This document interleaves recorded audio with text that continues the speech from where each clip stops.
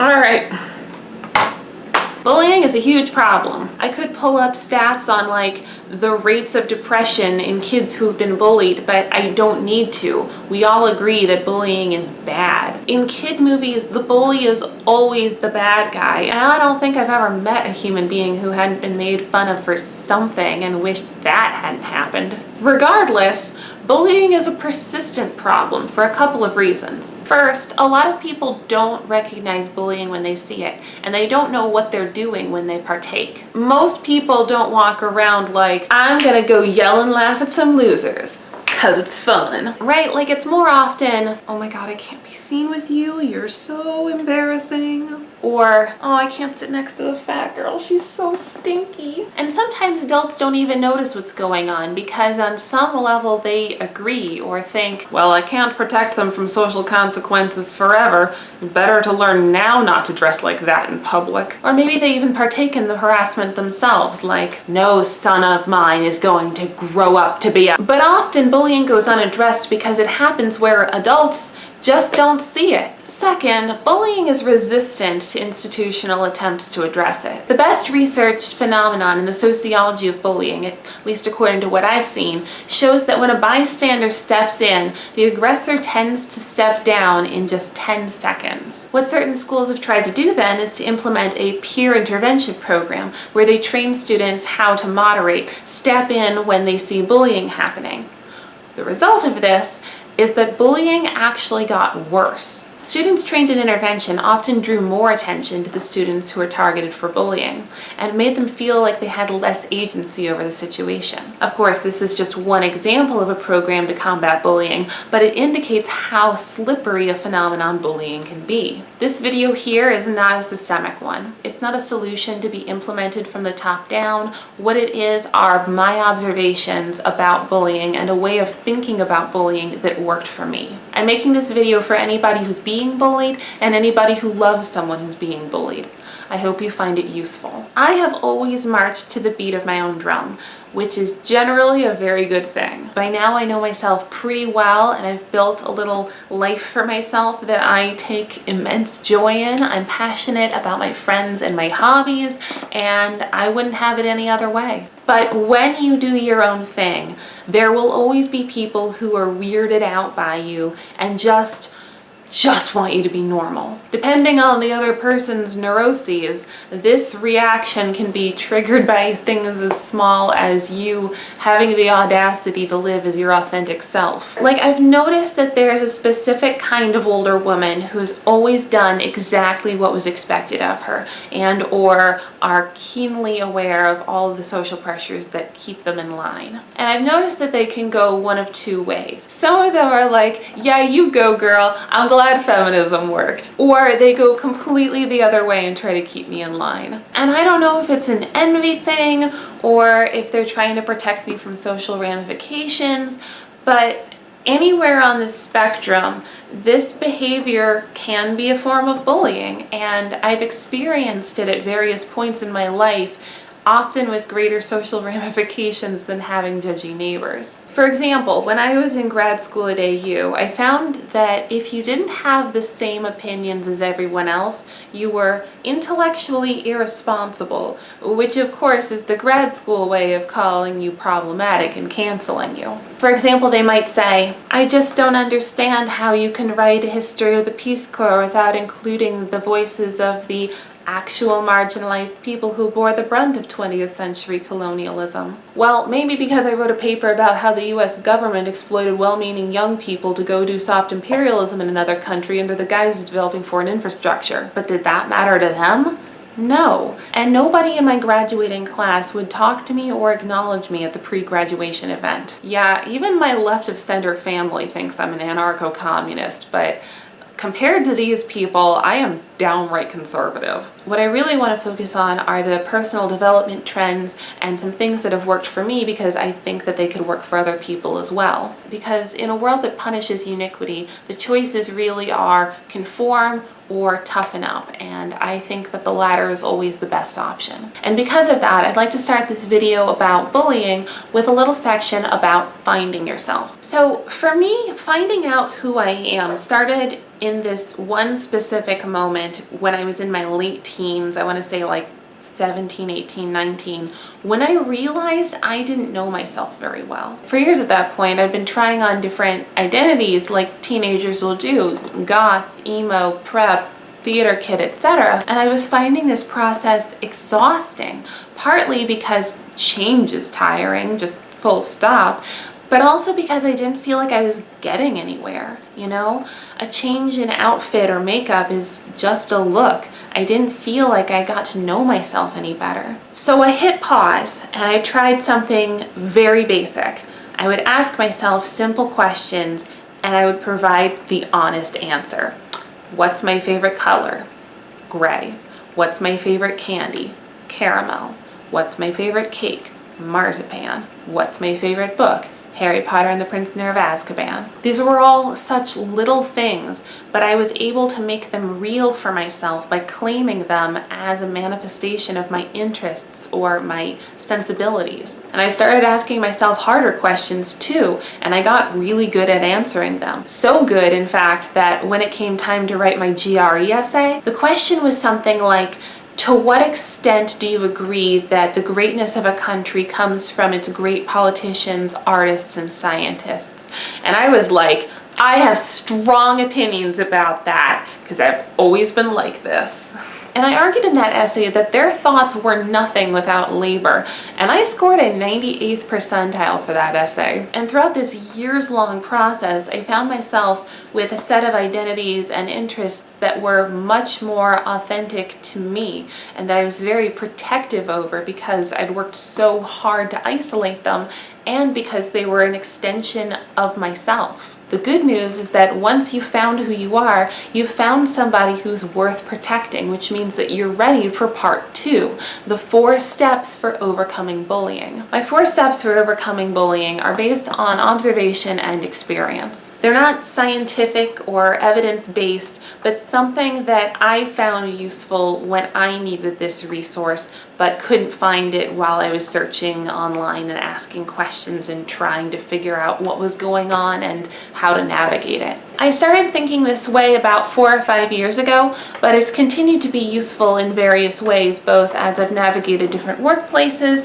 and as a teacher working with adolescents. Now I'm going to go through the 4 steps and give some examples of what they might look like, and then I'm going to go over why they go in order and why it's important not to skip steps. Stage number 1 is getting dumped on. Basically, it just means that you're aware of the fact that you're getting bullied. Depending on what circles you run in, it could look like a lot of different things. It could be the classic kids getting pushed around by bigger kids, or it can look like all of your coworkers giving you the silent treatment. It's really hard to be in this situation, so the best way out is step 2, try and fight back. Fighting back is your first step on the journey of overcoming bullying behaviors. It's an absolutely necessary step in learning that you don't have to just take it, but it can be a little messy. Think of the end of Back to the Future when George McFly learns to stand up to the bully Biff by punching him in the face.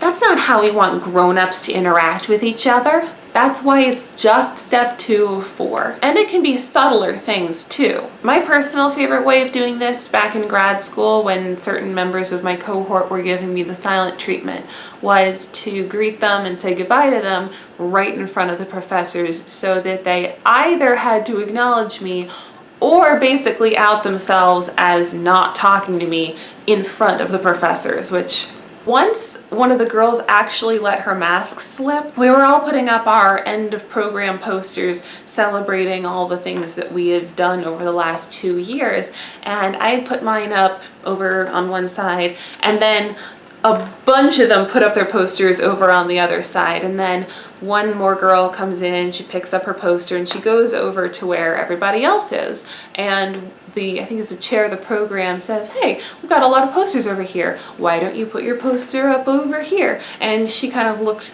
at the wall right next to mine and she goes, "I don't know, wouldn't it look kind of weird if I'm over here all alone?" And I go, "Hi, And the program chair, God bless him, goes, "You aren't alone."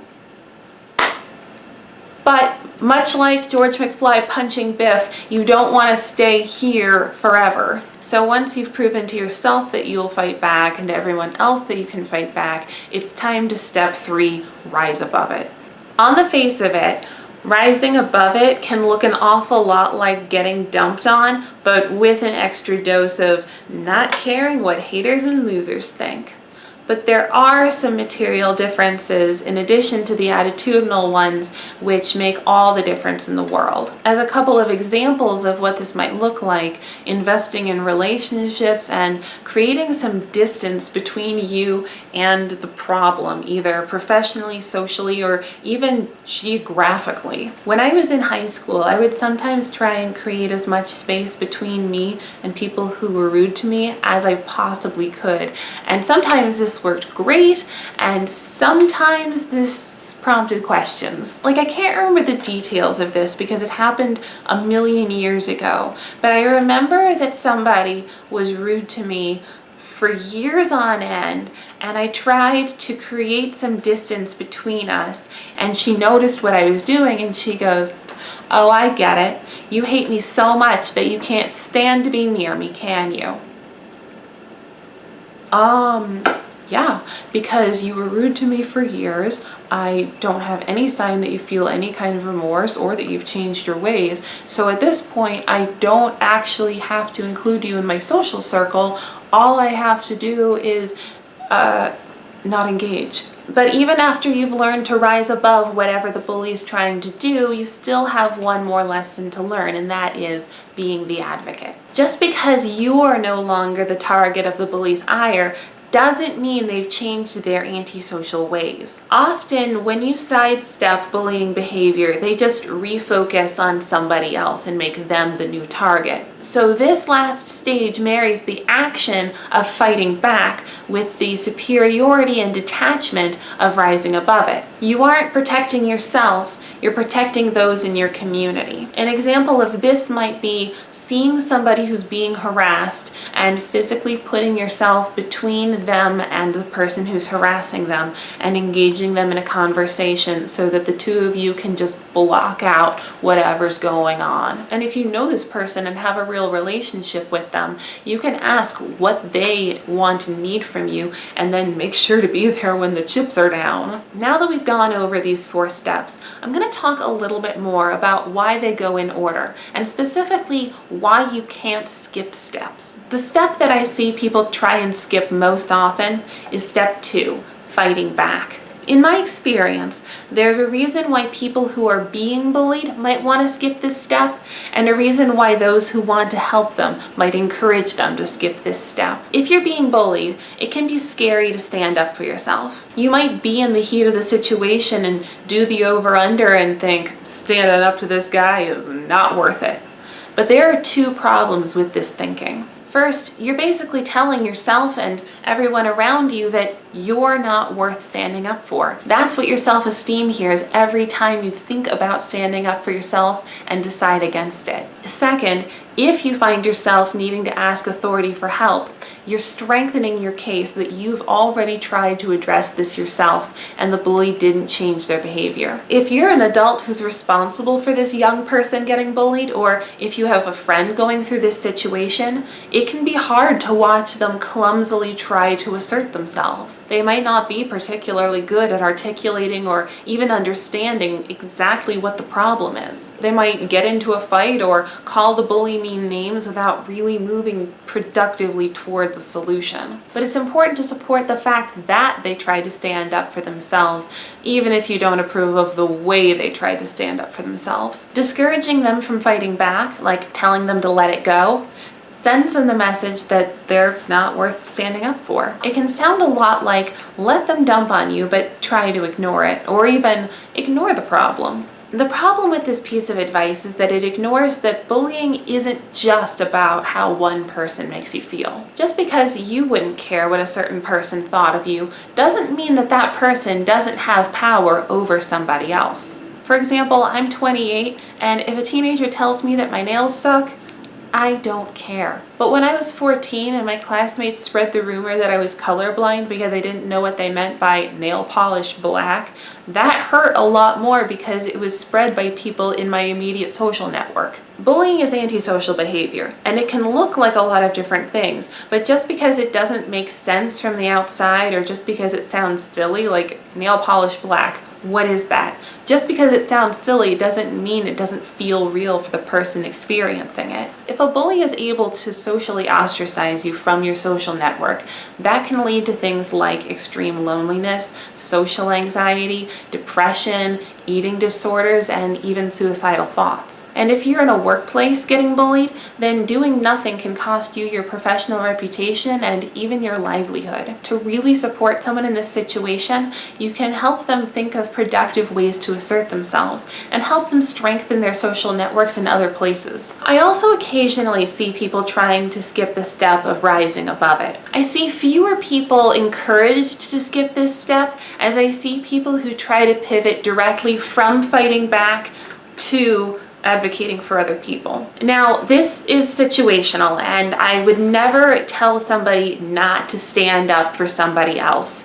But I will say that it's easier to advocate for others when you're not in the middle of it. For example, one time while I was subbing, I was overseeing a classroom of mixed sophomores and juniors, and this one junior girl kept picking on these sophomores, and I didn't step in immediately, partly because I didn't know their social dynamic. I didn't know if they were friends, and then it became very clear that they were not friends. And also I wanted to give them a chance to stand up for themselves if maybe that was something that they were working on, and then it became clear that they needed help. So I stepped in and I said, give her the glasses back, sit down. And she did it because I'm an adult, and you just respect adults a lot more than you respect this underclassman. I've got one final thought on this 4-step process, and that is that you will not cleanly go from step to step and stay there. In new and different social situations, you might find yourself playing different roles, having different amounts of clout, and relying on different people. To make this even more complicated, it's not just about you. In any social situation, you're part of a much larger dynamic. You can and should always try to navigate it as best you can, but there will always be elements that you can't control. To complicate things further, being a bully isn't a unique kind of person like being a man or being a blonde. Bullying is a learned antisocial behavior that can crop up in anyone depending on the circumstances. You could be friends with somebody who starts to bully you, or you could be in a situation where a social dynamic forms which either targets you or excludes you. Because bullying is an antisocial behavior, it targets people who are socially vulnerable, and most acutely, lonely people. In this final part of my video, I'm going to go over another model that I've found useful when navigating social circumstances. Again, this isn't scientific, but I found it useful, and I hope you do too. I found that there are 3 kinds of loneliness that each make us vulnerable in a different way. In the first, you don't have people around you. This would be like if you moved to a new town during a pandemic, lived alone, and worked remotely. You're not really at risk for bullying because there's quite literally no one around to bully you, but it is an extremely stressful situation to be in. The next most lonely is when you've got people who are physically around you, but you don't have much interaction with them. This kind of loneliness is a little bit more survivable. Like you go to work and you hear conversations around you, and you might even engage a little bit, but you're not really close with anybody. This kind of loneliness can make you particularly vulnerable to bullying behaviors. You can see what you're missing, and you might even see the people around you as potential friends. So if the wrong person offers you companionship, you might be willing to trade a sense of closeness for a little bit of bullying. For example, and this took place within a year of me moving to DC, so I just didn't know that many other people yet. I went out shopping with a couple of friends, and we were at a thrift store, and one friend was looking for something to wear for a work party, and I pulled out this dress, this dark blue dress that I thought looked really good, and I said, well, what about this? And then the second friend says, well, that looks like an old lady dress, and besides, it would never fit. So I wasn't so sure about that, so I went and put on the dress, and I came out and I said, no, look, it looks totally cute. Like, it looks better on a person.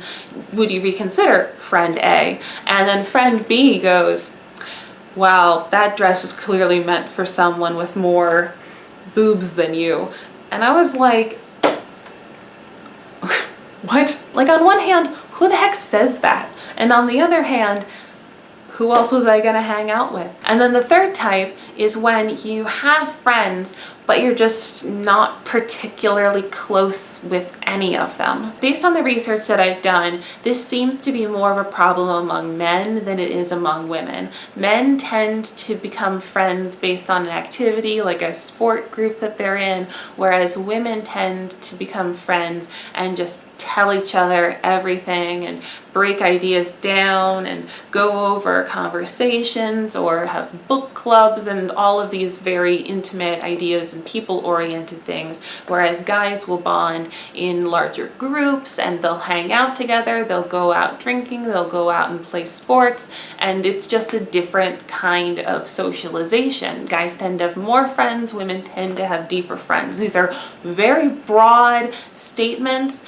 but when it comes to this kind of loneliness, anybody can experience it. Men tend to experience it more frequently. Just like the transitions between the stages of overcoming bullying, the transitions between the different kinds of loneliness aren't necessarily clear or linear. For a time, you might spend time with people who hurt you because you feel that it's better than spending your time with nobody at all. Or maybe you have low self-esteem and you expose yourself purposefully to bullies as a kind of self-harm. Think, for example, of the incel community, which forms around the idea that they're unlovable and they connect with each other by telling each other how ugly and unlovable they are.